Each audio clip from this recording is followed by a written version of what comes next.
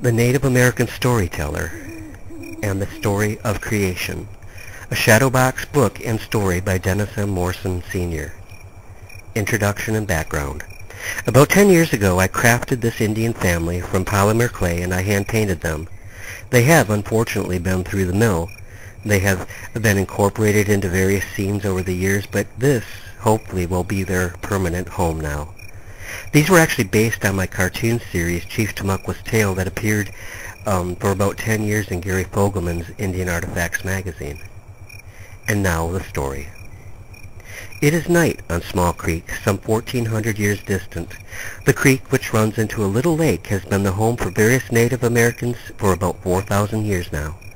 One day, far in the future, the lake will be known as Small Lake, and it is nestled in the aromatic pine woodlands of northeast Michigan. A Native American man, Tamukwa by name, was the village storyteller, and his wife and young son are camping this night away from the birch bark lodges of his people. It is his solemn responsibility to preserve in his keen mind the great stories and traditions of his people, and to one day pass his wisdom and knowledge to his son for another generation.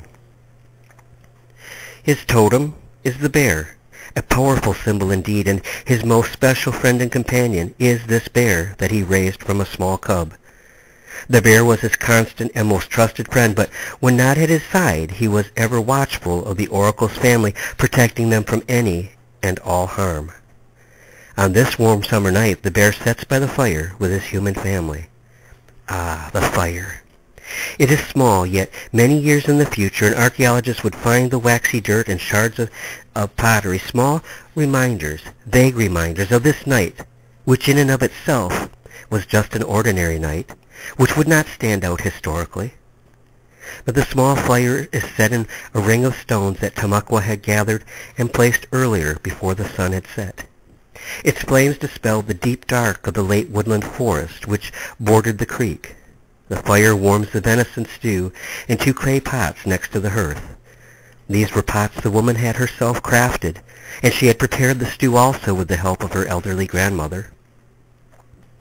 On occasion, such as on this night, Tamukwa the storyteller enjoyed taking his family away from the lodges, where he would share his thoughts with them alone, rather than the usual audience which always assembled to be entertained by his dramatic orations. This was a special time for just him, his wife, his son, and the bear. The moon is full this night so long ago, and it is silhouetted dark against the sky as a coyote is yipping in loneliness trying to attract its mate. The frogs and crickets were almost deafening as they sang out in praise to Gitchi-Manitou, the great creator spirit who made them and all things with the aid of Negig, the humble little beaver. And the stars. Billions shone down, flashing about like a celestial display of fireflies flitting and playing in the heavens to Gitchi-Manitou's delight. For he loved them, he made them, and Tamukwa smiled with contentment as he watched them. And then he spoke of the great making, the creation of all things. "My husband, tell me, how did the Great Spirit create?" his wife asked. And Tamukwa smiled, for it was his favorite story to tell. "I will tell you, my wife. There was great darkness in our realm, and the darkness was filled with emptiness. The emptiness was cold, and it was wet. And from his spirit home, Gitchi-Manitou summoned Negig, the humble beaver, and Gitchi-Manitou smiled on the small one. Gitchi-Manitou was to use Negig for his most amazing creation, and he told the little beaver what it was that he must do." "And what did the little Negig have to do?" his wife asked. "Negig filled his lungs with air, and he dove deep, deep into the emptiness and swam ever deeper and deeper till his lungs felt as though they would burst. But Negig felt pride that Gitchi-Manitou had chosen him to help, and that gave him more strength, and he continued on till he reached the bottom of the emptiness. Then, with his paws, he grabbed mud and swiftly returned to the surface, where he gave it to his awaiting master." "And what did his master do with the mud?" Tamukwa's wife asked. "He took the mud and spoke, and the mud became a great green turtle, and the turtle dove towards the emptiness, where it became a wonderful island covered with trees and ferns. This would be Gitchi-Manitou's home on earth, and Gitchi-Manitou left the land of the spirits, and he made a lodge on the island which he called Mackinac. And the darkness was gone, wife, for Gitchi-Manitou took a small ant and made him into a giant firefly, and that he set in the heavens. And in the light, the empty darkness became beautiful blue water teeming with life that Gitchi-Manitou made by just the sound of his voice. How could he do this just by speaking, she asked. The stories passed down by the elders is that knowledge that is in Gitchi-Manitou is all life, and the power it to make life where there is nothing.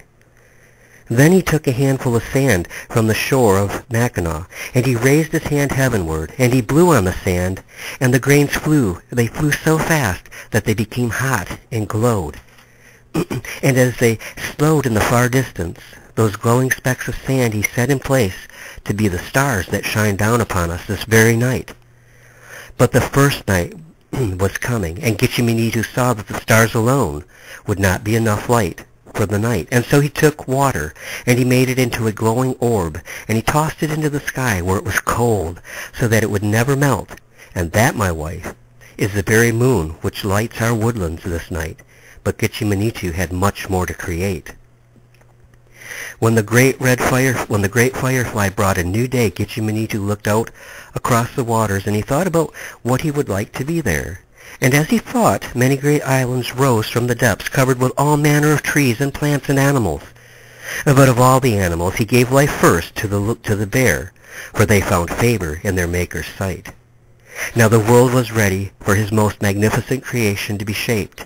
He saved this work for last, as all else was created for this creation's pleasure.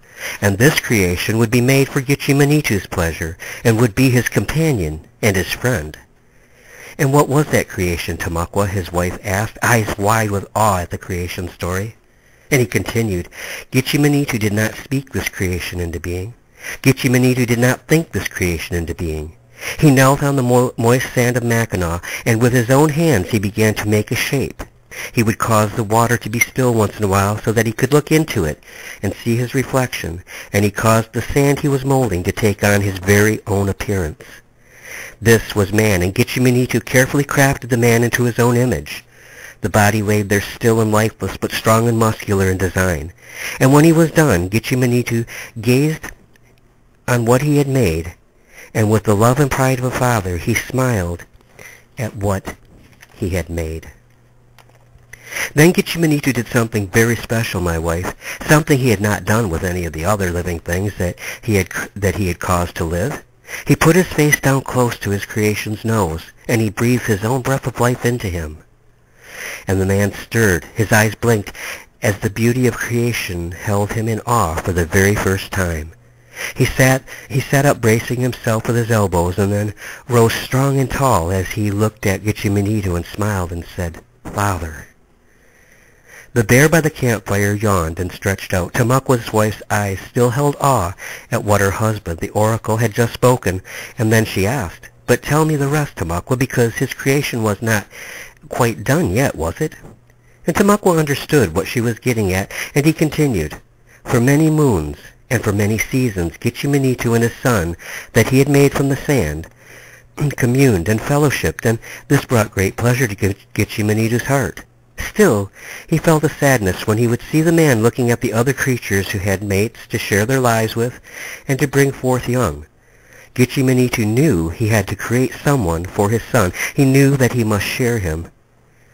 In a way, he was saddened as he had his son to himself. Still, he wanted his son to be happy and to know all joy and pleasure. So one dark night, when the light of the moon was blocked off behind the clouds, Gitchi-Manitou caused a very, very deep sleep to fall upon his son. He'd given great thought as to the companion he would make for him.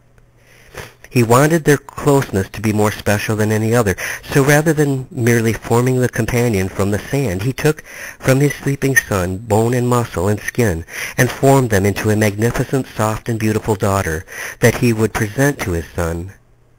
And when she was completed, he spoke, and she was filled with life, but she was afraid in the darkness, so she lay close to her sleeping husband, and also felt safe, and she fell asleep.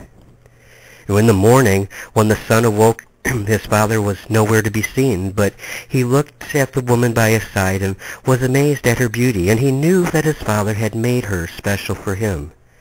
In the days to come, the son and his wife drew close together and loved each other. And after that, my wife, the father, Gichimanito, communed with them often, and his joy was increased 10,000-fold with each grandchild his children brought to him. Tamaqua yawned, as the hour was late, and he had to become quite sleepy.